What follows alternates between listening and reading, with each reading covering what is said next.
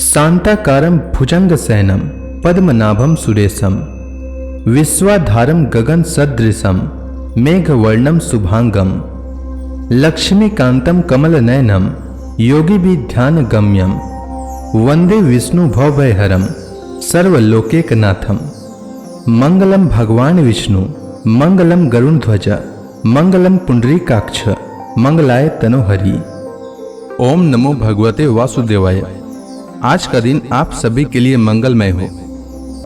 पूर्णिमा के दिन सत्यनारायण भगवान की कथा अवश्य सुननी चाहिए, साथ ही दूसरों को भी सुनानी चाहिए। इससे सभी प्रकार के आने वाली संकटें दूर होती है। भगवान नारायण की कृपा हमेशा बनी रहती है और हर मनोकामना पूर्ण होती है। संसार में एकमात्र भगवान नारायण ही सत्य हैं, बाकी सब माया है। सत्य में ही सारा जगत समाया हुआ है। सत्य को नारायण के रूप में पूजना ही श्री सत्यनारायण भगवान की पूजा है। तो प्रेम से बोलिए श्री सत्यनारायण भगवान की जय। श्री सत्यनारायण व्रत कथा पहला अध्याय। प्राचीन समय की बात है। नैमिषारण्य तीर्थ में शौनक आदि 88,000 ऋषियों ने श्री सूत जी से पूछा, हे प्रभु, इस कलयुग में वेद विद्या रहित मनुष्यों को प्रभु भक्ति किस प्रकार मिलेगी तथा उनका उद्धार कैसे होगा। हे मुनिश्रेष्ठ, कोई ऐसा तप कहिए जिसमें थोड़े समय में पुण्य प्राप्त हो तथा मनवांछित फल भी मिले। वह कथा सुनने की हमारी प्रबल इच्छा है। सर्वशास्त्र ज्ञाता श्री सूत जी बोले, हे वैष्णव में पूज्य, आप सब ने प्राणियों के हित की बात पूछी है। अब मैं उस श्रेष्ठ व्रत को आप लोगों से कहूंगा जिस व्रत को नारद जी ने श्री लक्ष्मी नारायण भगवान से पूछा था और श्री लक्ष्मीपति ने मुनि श्रेष्ठ नारद जी से कहा था। यह कथा ध्यान से सुनिए। एक समय की बात है। योगी राज नारद जी दूसरों के हित की इच्छा से अनेक लोकों में घूमते हुए मृत्यु लोक में आ पहुंचे। वहां बहुत से योनियों में जन्मे हुए मनुष्यों को अपने कर्मों के द्वारा अनेक दुखों से पीड़ित देखकर किस यत्न को करने से निश्चय ही इनके दुखों का अंत हो सकेगा, ऐसा मन में सोचकर इंद्रलोक को गए। वहां श्वेत वर्ण और 4 भुजाओं वाले देवों के इस नारायण को देखकर स्तुति करने लगे। हे भगवान, आप अत्यंत शक्ति से संपन्न हैं। मन तथा वाणी भी आपको नहीं पा सकती। आपका आदि मध्य अंत नहीं है। आप निर्गुण स्वरूप सृष्टि के कारण भक्तों के दुखों को नष्ट करने वाले हो। आपको मेरा नमस्कार है। तब लक्ष्मी नारायण भगवान ने कहा, हे मुनिश्रेष्ठ, आपके मन में क्या है? आपका किस काम के लिए आगमन हुआ है? निसंकोच कहिए। तब नारद मुनि बोले, मृत्यु लोक में सब मनुष्य जो अनेक योनियों में पैदा हुए हैं, अपने अपने कर्मों के द्वारा अनेक दुखों से दुखी हो रहे हैं। हे नाथ, मुझ पर दया रखते हैं तो बताइए कि उन मनुष्यों के सब दुख थोड़े से प्रयत्न से कैसे दूर हो सकते हैं। श्री भगवान जी बोले, हे नारद, मनुष्यों की भलाई के लिए तुमने बहुत ही अच्छी बात पूछी है। जिस काम के करने से मनुष्य मोह से हट जाता है वह मैं कहता हूं, सुनो। बहुत पुण्य देने वाला, स्वर्ग तथा मृत्यु लोक दोनों में दुर्लभ यह उत्तम व्रत अच्छी तरह विधान पूर्वक संपन्न करके मनुष्य मोह से छूट जाता है। आज मैं यह उत्तम व्रत प्रेमवश होकर तुमसे कहता हूं। श्री सत्यनारायण भगवान का यह कथा अच्छी तरह विधान पूर्वक संपन्न करके मनुष्य तुरंत ही यहां सुख भोग कर मरने पर मोक्ष को प्राप्त होता है। श्री भगवान के वचन सुनकर नारद मुनि बोले कि उस व्रत का फल क्या है, क्या विधान है, किसने यह व्रत किया है और किस दिन यह व्रत करना चाहिए। हे भगवान, मुझसे विस्तार पूर्वक कहिए। तब भगवान बोले, दुख शोक आदि को दूर करने वाला यह व्रत सब स्थानों पर विजय करने वाला है। भक्ति और श्रद्धा के साथ किसी भी दिन मनुष्य श्री सत्यनारायण की शाम के समय ब्राह्मणों और बंधुओं के साथ धर्मपरायण होकर पूजा करे। भक्ति भाव से नैवेद्य केले का फल, घी, दूध और गेहूं का चूर्ण सवाया लेवे। गेहूं के अभाव में साठी का चूर्ण, शक्कर अथवा गुड़ लें तथा भक्ति भाव से भगवान का स्मरण करता हुआ समय व्यतीत करे। इस तरह इसे करने पर मनुष्यों की इच्छा निश्चय पूरी होती है। विशेषकर कली काल में मृत्यु लोक पर यही मोक्ष का सरल उपाय है। प्रथम अध्याय संपूर्ण। श्री सत्यनारायण व्रत कथा दूसरा अध्याय। सूत जी बोले, हे ऋषियों, जिसने पहले समय में इस व्रत को किया है उसका इतिहास कहता हूं, ध्यान से सुनो। सुंदर काशीपुरी नगरी में एक अत्यंत निर्धन ब्राह्मण रहता था। वह भूख और प्यास से बेचैन हुआ पृथ्वी पर घूमता था। ब्राह्मणों से प्रेम करने वाले श्री भगवान ने ब्राह्मण को दुखी देखकर बुढ़े ब्राह्मण का रूप धारण कर उसके पास जाकर आदर के साथ पूछा, हे विप्र, तुम नित्य ही दुखी होकर पृथ्वी पर क्यों घूमते हो? हे श्रेष्ठ ब्राह्मण, यह सब मुझसे कहो, मैं सुनना चाहता हूं। ब्राह्मण बोला, मैं निर्धन ब्राह्मण हूं, भिक्षा के लिए पृथ्वी पर फिरता हूं। हे भगवान, यदि आप इससे छुटकारा का उपाय जानते हो तो कृपा कर कहो। वृद्ध ब्राह्मण बोला कि श्री सत्यनारायण भगवान मनवांछित फल देने वाले हैं, इसलिए हे ब्राह्मण, तुम उनका पूजन करो, जिसके करने से मनुष्य सब दुखों से मुक्त हो जाता है। ब्राह्मण को व्रत का सारा विधान बतलाकर बुढ़े ब्राह्मण का रूप धारण करने वाले श्री सत्यनारायण भगवान अंतर्ध्यान हो गए। जिस व्रत को वृद्ध ब्राह्मण ने बतलाया है मैं उसको करूंगा, ऐसा निश्चय कर उस ब्राह्मण को रात में नींद नहीं आई। वह सवेरे उठकर श्री सत्यनारायण भगवान के व्रत का निश्चय कर भिक्षा के लिए चल दिया। उस दिन उसको भिक्षा में बहुत धन मिला, जिससे बंधु बांधवों के साथ उसने श्री सत्यनारायण भगवान का व्रत किया। इसके करने से विप्र सब दुखों से छूटकर अनेक प्रकार के संपत्तियों से युक्त हुआ। उस समय से वह विप्र हर माह व्रत करने लगा। इस तरह सत्यनारायण भगवान के व्रत को जो करेगा वह सब पापों से छूट जाता है। क्या कहूं? ऋषि बोले, हे मुनीश्वर, संसार में इस विप्र से सुनकर किस किस ने इस व्रत को किया हम सब सुनना चाहते हैं। इसके लिए हमारे मन में श्रद्धा है। सूत जी बोले, हे मुनियों, जिसने इस व्रत को किया वह सब सुनो।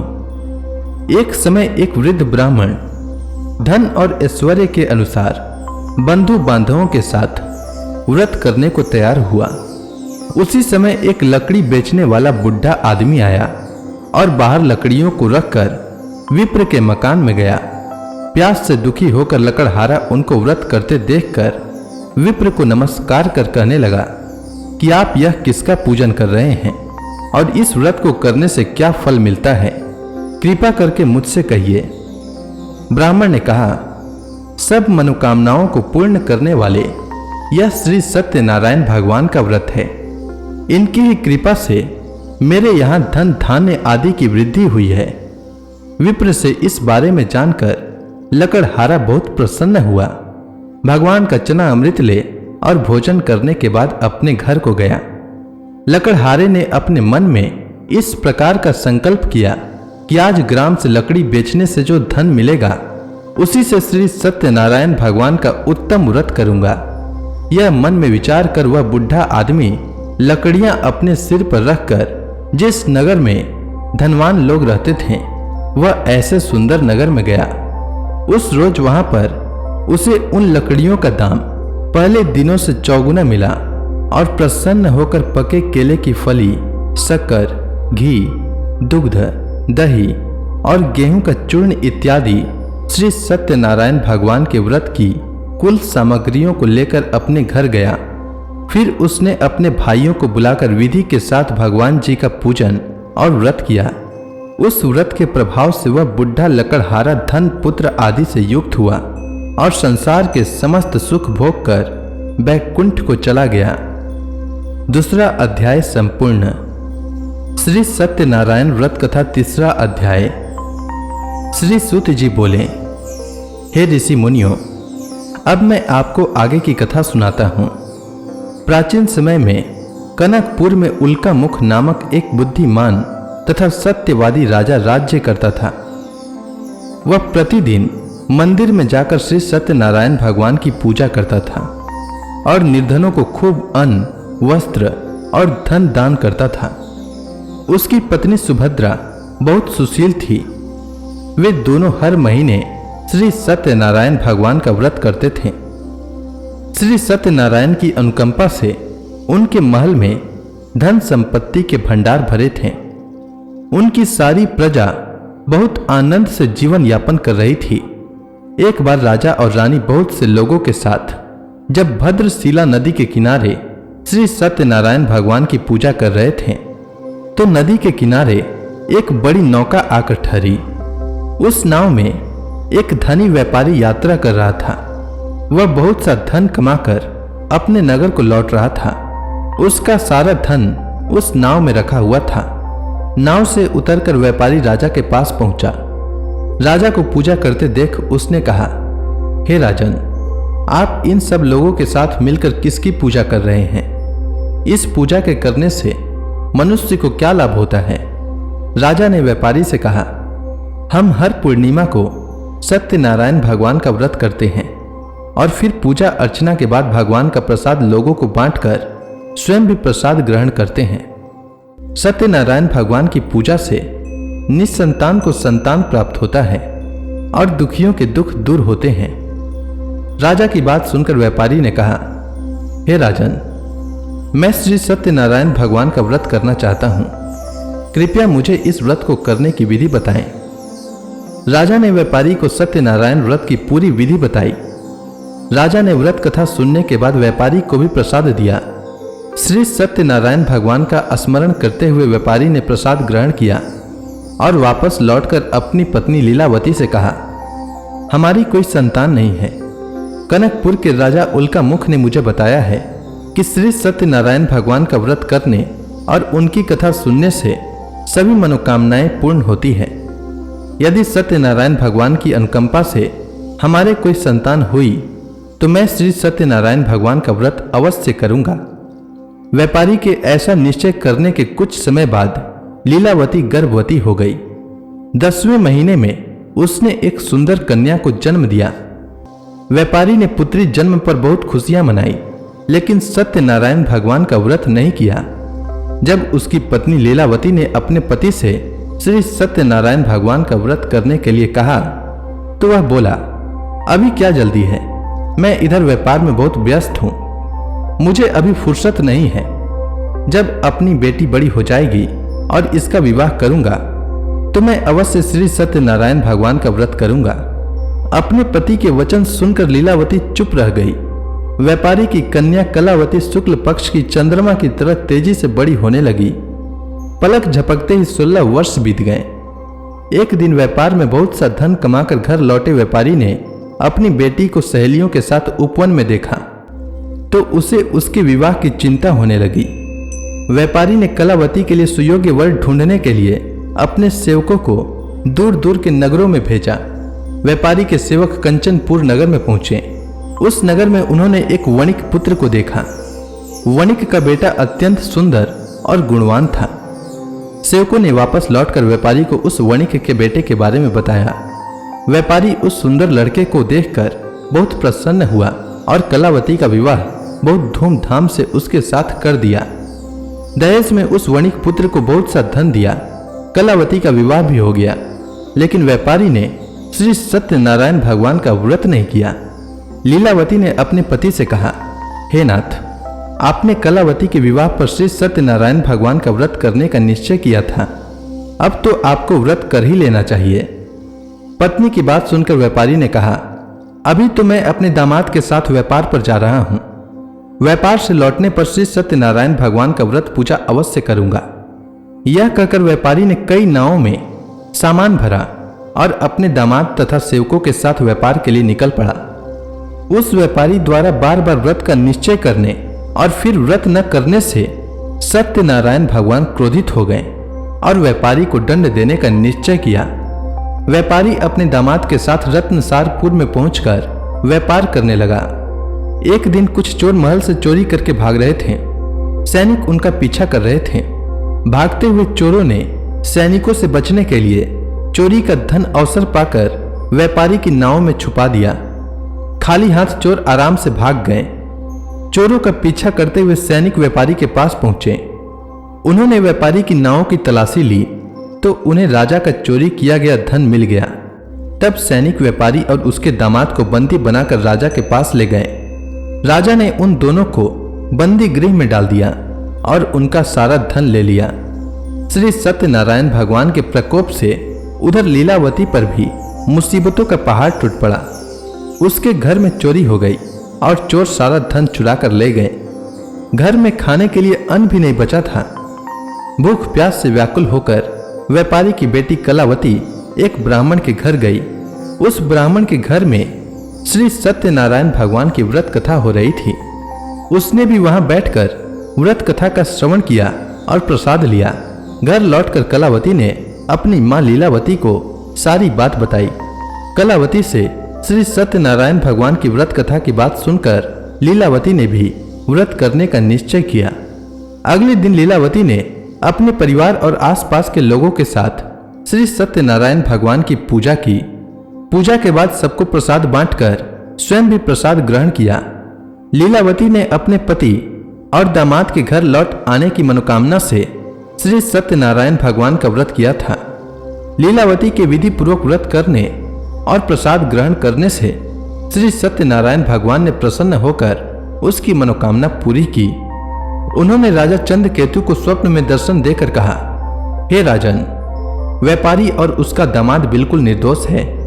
सुबह उठते ही दोनों को मुक्त कर दो। उन दोनों का सारा धन भी वापस लौटा दो। यदि तुमने ऐसा नहीं किया तो मैं तुम्हारा सारा वैभव नष्ट कर दूंगा। इतना कहकर श्री सत्यनारायण भगवान अंतर ध्यान हो गए। प्रातः होते ही राजा चंद्रकेतु ने अपने मंत्रियों और राज ज्योतिषियों को रात के स्वप्न की बात बताई तो सबने व्यापारी और उसके दामाद को छोड़ देने के लिए कहा। राजा चंद्रकेतु ने तुरंत उस व्यापारी और उसके दामाद को छोड़ दिया। उनका सारा धन भी वापस कर दिया।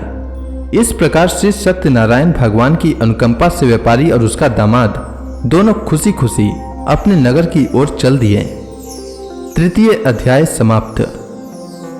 श्री सत्यनारायण व्रत कथा चतुर्थ अध्याय। श्री सूत जी बोले, उस व्यापारी ने अपने दामाद के साथ शुभ मुहूर्त में नाव द्वारा रत्नसारपुर से प्रस्थान किया। लंबी यात्रा करने के बाद व्यापारी ने एक नगर के किनारे नाव को रोककर भोजन किया और फिर दोनों विश्राम करने लगे। तभी श्री सत्यनारायण भगवान साधु के रूप में व्यापारी के पास पहुंचे और पूछा, हे वणिक, तेरी नाव में क्या सामान लदा हुआ है? व्यापारी ने मन ही मन सोचा, दंडी साधु अवश्य ही कुछ मांगने की इच्छा से सामान के बारे में पूछ रहा है। यह सोचकर व्यापारी ने झूठ बोला, हे दंडी स्वामी, मेरी नाव में तो बेल और पत्ते भरे हुए हैं। व्यापारी के झूठे वचन सुनकर सत्यनारायण भगवान ने क्रोधित होते हुए कहा, हे वैश्य, जो तुमने कहा है वही सत्य होगा। इतना कहकर सत्यनारायण भगवान कुछ दूर जाकर अंतर ध्यान हो गए। उधर व्यापारी दंडी साधु को वहां से खाली हाथ लौटाकर बहुत प्रसन्न हुआ। लेकिन जब व्यापारी ने अपनी नाव में बेल और पत्ते भरे हुए देखे तो वह जोर जोर से विलाप करने लगा और मन ही मन अपने झूठ बोलने पर प्रायश्चित करने लगा। रोते रोते व्यापारी मूर्छित हो गया। कुछ देर बाद जब उसकी मूर्छा नष्ट हुई तो वह फिर विलाप करने लगा। तब उसके दामाद ने कहा, आप इतना दुखी मत होइए, यह सब उस दंडी साधु के शाप के कारण हुआ है। अतः वह दंडी महाराज हमें इस विपत्ति से छुटकारा दिला सकते हैं। दामाद के वचन सुनकर व्यापारी दंडी साधु की तलाश में चल दिया। कुछ देर ढूंढने पर उसे एक वृक्ष के नीचे दंडी साधु के रूप में सत्यनारायण भगवान मिल गए। व्यापारी ने दंडी साधु के चरणों पर गिरकर झूठ बोलने की क्षमा मांगी। दंडी स्वरूप सत्यनारायण भगवान बोले, हे वणिक पुत्र, तेरे बार बार झूठ बोलने के कारण ही मैंने तुझे इतना दंड दिया है। तूने बार बार सत्यनारायण भगवान अर्थात मेरी पूजा करने के लिए कहा, लेकिन कभी पूजा की नहीं। व्यापारी ने तब हाथ जोड़कर कहा, हे भगवान, आप तो दिन दुखियों के कष्ट दूर करने वाले हैं, सबकी मनोकामनाएं पूरी करते हैं। मेरी इस गलती को भी क्षमा करिए। आपके रूप को तो ब्रह्मा जी भी नहीं जान पाते, फिर भला मैं अज्ञानी कैसे आपकी लीला को समझ पाता। अब मैं जीवन में कभी झूठ नहीं बोलूंगा, सदैव श्री सत्यनारायण भगवान का व्रत और पूजा किया करूंगा। आप मुझ पर अनुकंपा करें। व्यापारी की क्षमा याचना सुनकर दंडी साधु ने उसे क्षमा कर दिया। उसी समय व्यापारी की नाव में भरे हुए बेल और पत्ते धन धान्य में परिवर्तित हो गए। व्यापारी ने अपने सेवकों के साथ अगले दिन श्री सत्यनारायण भगवान का व्रत करके उनकी पूजा की। सबको प्रसाद वितरित करके स्वयं भी प्रसाद ग्रहण किया। उसके बाद व्यापारी ने अपने नगर की ओर प्रस्थान किया। अपने नगर में पहुंचकर व्यापारी ने एक सेवक को अपने घर भेजा। सेवक ने उसके घर पहुंचकर लीलावती को सूचित किया। उस समय लीलावती और कलावती दोनों श्री सत्यनारायण भगवान की पूजा कर रही थीं। पति और दामाद के लौट आने का समाचार सुनकर लीलावती ने पूजा पूरी करके प्रसाद ग्रहण करने के बाद कलावती से कहा, बेटी, मैं नदी के किनारे जा रही हूं, तू घर का काम पूरा करके आ जाना। यह कहकर लीलावती नदी की ओर चल पड़ी, परंतु कलावती पति से मिलने की खुशी में प्रसाद ग्रहण किए बिना ही घर से निकलकर नदी के किनारे जा पहुंची। उसके प्रसाद ग्रहण न करने के कारण सत्यनारायण भगवान क्रोधित हो गए। उन्होंने व्यापारी की नाव को नदी में डुबो दिया। अपने पति को वहां न देखकर कलावती ने जोर जोर से रोना शुरू कर दिया। तब व्यापारी ने कहा, पुत्री, अवश्य ही तुझसे कोई भूल हुई है। उस भूल के कारण ही श्री सत्यनारायण भगवान ने तुझे यह दंड दिया है। तब व्यापारी ने सत्यनारायण भगवान से प्रार्थना की, हे भगवान, मेरे परिवार की किसी स्त्री पुरुष से कोई भूल हुई हो तो उसे अवश्य क्षमा कर देना। तभी आकाशवाणी हुई, हे वणिक पुत्र, तेरी कन्या मेरा प्रसाद ग्रहण किए बिना ही चली आई है। यदि अब घर पहुंचकर तेरी कन्या प्रसाद ग्रहण करके वापस आए तो उसे पति के दर्शन होंगे और डूबी हुई नावें भी जल के ऊपर आ सकेंगी। कलावती ने वैसा ही किया। उसके प्रसाद ग्रहण करके वापस लौटने पर नावें जल के ऊपर आ गई। दामाद भी सुरक्षित नदी से निकल आया। घर लौटकर व्यापारी ने अपने परिवार और बंधु बांधवों के साथ मिलकर विधि अनुसार श्री सत्यनारायण भगवान की पूजा की, जिसके बाद उसकी सभी मनोकामनाएं पूरी हुई और वह आनंद पूर्वक जीवन यापन करता हुआ विष्णु लोक को चला गया। चतुर्थ अध्याय समाप्त। श्री सत्यनारायण व्रत कथा पंचम अध्याय। श्री सूत जी बोले, हे ऋषि मुनियों, मैं और भी कथा सुनाता हूं। कौशलपुर में एक राजा था तुंगध्वज। उसकी प्रजा उसकी छत्र छाया में आनंद पूर्वक रह रही थी। राजा तुंगध्वज अपनी प्रजा के सुख दुख का बड़ा ध्यान रखता था, लेकिन एक बार उसने भी सत्यनारायण भगवान का प्रसाद ग्रहण नहीं किया। तब सभी को चिंताओं से मुक्त करके धन संपत्ति से भंडार भरकर प्राणियों को जीवन के सभी सुख देने वाले श्री सत्यनारायण भगवान ने राजा को प्रसाद ग्रहण न करने का दंड दिया। एक दिन राजा तुंगध्वज जंगल में हिंसक पशुओं का शिकार करने निकला था। तेजी से घोड़ा दौड़कर शिकार का पीछा करते हुए वह अपने सैनिकों से अलग हो गया और देर तक हिंसक जानवरों का शिकार किया। अतः कुछ देर विश्राम करने की इच्छा से वह एक बड़े वृक्ष के नीचे जाकर बैठ गया। समीप ही कुछ चरवाहे श्री सत्यनारायण भगवान की पूजा कर रहे थे। राजा ने उनके पास से गुजरते हुए सत्यनारायण भगवान को नमस्कार नहीं किया। चरवाहों ने राजा को पूजा के बाद प्रसाद दिया तो राजा ने उन्हें छोटे लोग समझकर प्रसाद ग्रहण नहीं किया और घोड़े पर सवार हो अपने नगर की ओर चल दिया। राजा जब नगर में पहुंचा तो देखा कि उसका सारा वैभव तथा धन संपत्ति आदि सब कुछ नष्ट हो गया है। श्री सत्यनारायण भगवान के प्रकोप से राजा निर्धन हो गया। तब राज्य ज्योतिषी ने राजा से कहा, महाराज, आपसे अवश्य ही कोई भूल हुई है। अगर आप उस भूल का प्रायश्चित कर लें तो सब कुछ पहले जैसा हो जाएगा। राजा को तुरंत अपनी भूल का स्मरण हो आया। अतः मंदिर में जाकर राजा ने श्री सत्यनारायण भगवान से क्षमा मांगी और उनकी पूजा की। पूजा के बाद प्रसाद ग्रहण करने से श्री सत्यनारायण भगवान की अनुकंपा से चमत्कार हुआ। राजा का खोया वैभव पुनः लौट आया। श्री सत्यनारायण भगवान की अनुकंपा से जीवन के सभी सुखों का भोग करते हुए अंत में राजा तुंगध्वज वैकुंठ धाम को गया और मोक्ष को प्राप्त किया। श्री सत्यनारायण भगवान के व्रत पूजा को जो भी मनुष्य करता है उसके सभी दुख, चिंताएं नष्ट हो जाती है। उसके घर में धन धान्य के भंडार भरे रहते हैं। निसंतानों को संतान की प्राप्ति होती है और सभी मनोकामनाओं को प्राप्त कर मनुष्य अंत में मोक्ष को प्राप्त कर सीधे वैकुंठ धाम को जाता है। श्री सूत जी ने कुछ पल रुक कर कहा, हे श्रेष्ठ मुनियों, श्री सत्यनारायण भगवान के व्रत को पूर्व जन्म में जिन लोगों ने किया उन्हें दूसरे जन्म में भी सभी तरह के सुख प्राप्त हुए।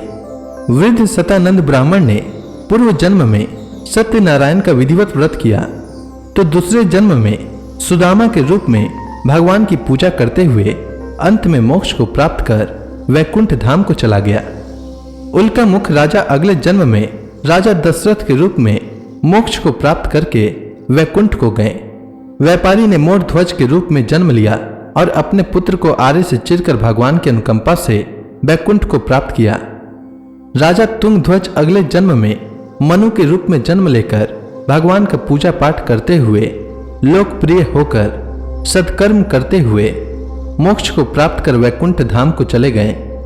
हे ऋषि मुनियों, श्री सत्यनारायण भगवान का व्रत और पूजा मनुष्य को सभी चिंताओं से मुक्त करके धन संपत्ति के भंडार भरकर अंत में जन्म जन्मांतर के चक्रव्यूह से मुक्ति दिलाकर मोक्ष प्रदान करता है। तो इसी के साथ श्री सत्यनारायण भगवान की व्रत कथा पूर्ण होती है। तो प्रेम से बोलिए श्री सत्यनारायण भगवान की जय। अब आप सभी भक्तगण हाथ जोड़कर श्री सत्यनारायण भगवान का ध्यान करें, आरती होने वाली है। जय लक्ष्मी रमणा स्वामी, जय लक्ष्मी रमणा, सत्यनारायण स्वामी, सत्यनारायण स्वामी, जनपातक हरणा, जय लक्ष्मी रमणा। रत्न जड़ित सिंहासन अद्भुत छवि राजय, नारद करत निराजन घंटा ध्वनि बाजय, जय लक्ष्मी रमणा। प्रकट भय कलिकारन द्विज को दरस दियो, प्रभु द्विज को दरस दियो, बूढ़ो ब्राह्मण बनकर, बूढ़ो ब्राह्मण बनकर कंचन महल कियो, ओम जय लक्ष्मी रमणा। दुर्बल भील कठारो जिन पर कृपा करी, प्रभु जिन पर कृपा करी, चंद्रचूड़ एक राजा, चंद्रचूड़ एक राजा, जिनकी विपत हरी, जय लक्ष्मी रमणा।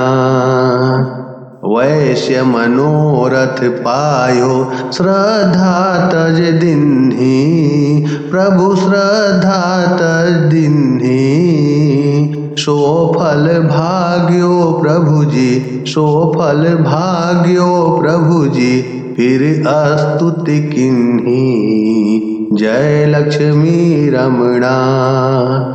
भाव भक्ति के कारण छिन छिन रूप धरयो, प्रभु छिन छिन रूप धरयो, श्रद्धा धारण किन्नी तिनको काज सरयो, जय लक्ष्मी रमणा। ग्वाल बाल संग राजा वन में भक्ति करी, प्रभु वन में भक्ति करी, मन वांछित फल दीना, मन वांछित फल दीना, दिन दयालु हरि, जय लक्ष्मी रमणा। चढ़त प्रसाद सवायो कदली फल मेवा, प्रभु कदली फल मेवा, धूप दीप तुलसी से राजी सत्य देवा, जय लक्ष्मी रमणा। सत्यनारायण जी की आरती जो कोई नर गावे, प्रभु आरती जो कोई नर गावे, रिद्धि सिद्धि सुख संपत्ति, रिद्धि सिद्धि सुख संपत्ति जी भर के पावे। जय लक्ष्मी रमणा। प्रेम से बोलिए सत्यनारायण भगवान की जय।